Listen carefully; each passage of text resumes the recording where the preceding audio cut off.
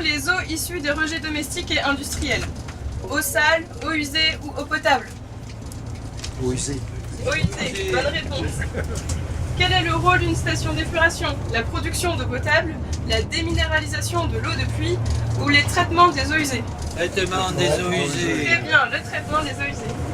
Qui est en charge du contrôle et du suivi du bon fonctionnement des installations non collectives?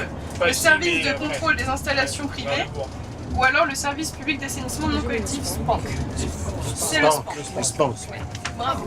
Merci de votre participation. Du bon fonctionnement des systèmes d'assainissement dépend de la bonne qualité de l'eau et des rivières. Dans le territoire du Sage, 30 centres de traitement des eaux usées, principalement de petite taille, assurent l'assainissement de 80 000 habitants. Messieurs, dames, bienvenue sur la station d'épuration de Yerville-Bournaville. Elle a été mise en service en juin 2009. C'est une station intercommunale, donc elle traite les eaux usées de Yerville et Bournaville. En fait, vous avez les déchets, vous avez un niveau bas, un niveau haut. En fait, les déchets ils sont colmatés sur l'escalier et arrivé au niveau haut, hop, il va s'arrêter. De façon à avoir un déchet relativement, pas tout à fait sec, mais presque.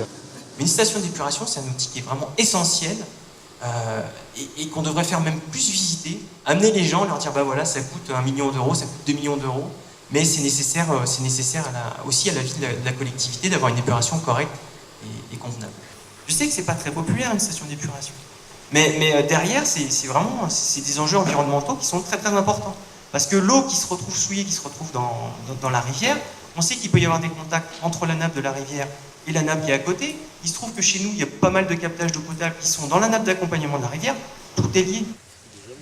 Plus la biologie va absorber de la pollution, en fin de compte, plus elle va se multiplier. Donc pour schématiser, on appelle ça de la boue ou de la bactérie, et en fin de compte, ça va foisonner dans ce bassin ici. Ensuite, vous repassez dans une zone calme où en fait la boue ou les bactéries vont en fait précipiter au fond. Et si on ne recirculait pas, étant donné qu'il y a de l'effluent à dépolluer qui arrive, on finirait par avoir toutes les bactéries dans ce clarificateur. Si on conserve un équilibre stable dans nos bassins aérés, ensuite on a une précipitation qui doit rester correcte pour qu'un effluent correct sans matière en suspension reparte vers le milieu naturel. Et en fin de compte, cette population bactérienne qui se multiplie parce que la pollution arrive tous les jours, on a besoin de l'extraire. Mais ça se prolifère bien.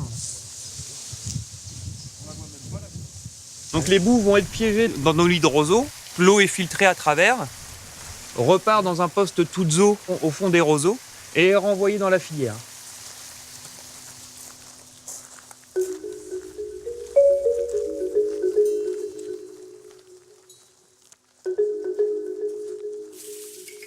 Non, la station elle-même, ça a coûté 1 100 000 euros.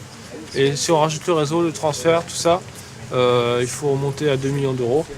Dans notre monde, le handicap aujourd'hui, c'est qu'on est obligé effectivement de déléguer et on ne se donne pas et on n'a pas 9 fois sur 10 la capacité du contrôle. Voilà.